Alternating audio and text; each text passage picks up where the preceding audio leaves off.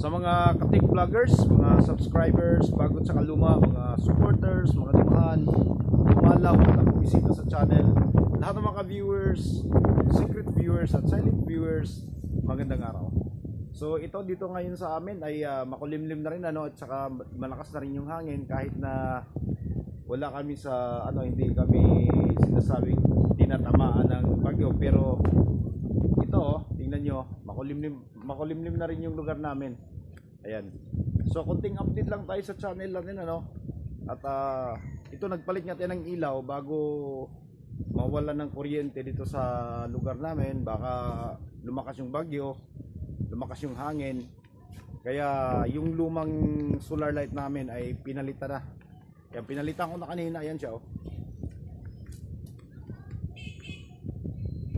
Ayan. So pinalitan natin to dahil nga yung unang solar light natin na kinabit dyan ay walang kwenta. So para sa gustong mamili ng mga solar light, ito yung solar light na nabili natin dati Ayan. Tingnan nyo yung kanyang solar kung anong nangyayari. Ayan kahit anong kuskus mo pa dyan, wala na, natatakpan na.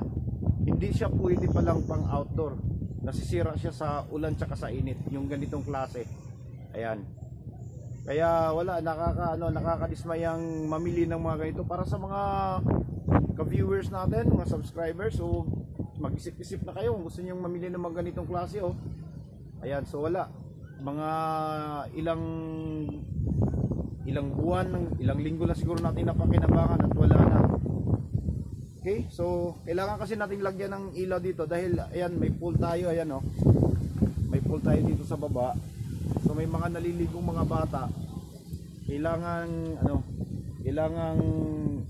maliwanag para mababantayan. So yun lang muna siguro tayo ngayong araw na to. So maraming salamat. God bless.